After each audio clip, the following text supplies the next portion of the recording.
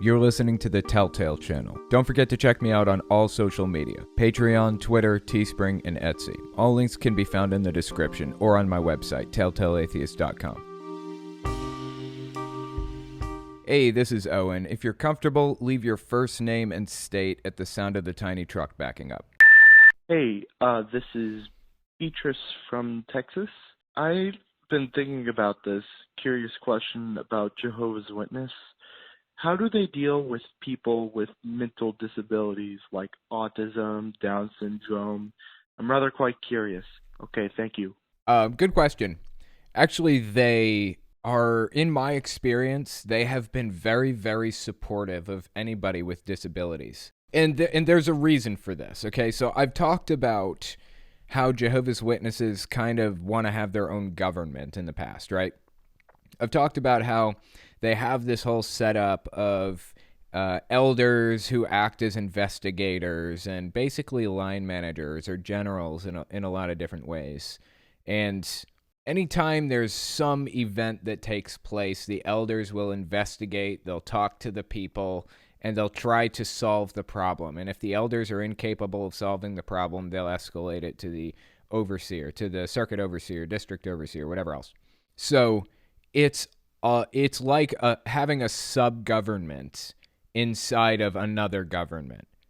And Jehovah's Witnesses call it a theocracy. They say they're run by a theocracy with Jehovah at its head. Of course, in reality, it's the governing body at its head. It's not a theocracy. So what you have is a supposed theocracy within the United States government, operating in many ways independently of the U.S. government. And they always say that Jehovah's laws come before man's law. That's what they say. If man's law conflicts with what Jehovah wants, aka what the governing body wants, you do what the governing body wants you to do, even if that means breaking the law. And they have passed down orders in the past that broke the law. For example, in the 30s, I think, the 1930s, they ordered their people not to say the Pledge of Allegiance. Now, that was a violation of U.S. law at the time, and Jehovah's Witnesses got beaten and jailed for that. It was wrong for them to not be allowed to not say the Pledge of Allegiance. And they did fight that in court and won. But Jehovah's law comes before man's law every single time. So having this sub-government within this government means they have a sub-community within wider society. And they want it to be completely autonomous. They're basically preparing it to be completely separate from wider society for when the time comes that it needs to be, quote unquote. Like when Armageddon starts, they're preparing for that day. When Armageddon starts, they can completely unhinge themselves from wider society and be fine. So when you ask how do they treat or deal with people with mental disabilities like autism or Down syndrome, they take care of them really well, actually. In my experience, my dad, growing up, claimed to be handicapped. Long story, I'll get into it another day. And they took care of him. Like, they showed up every week to, when they went in service.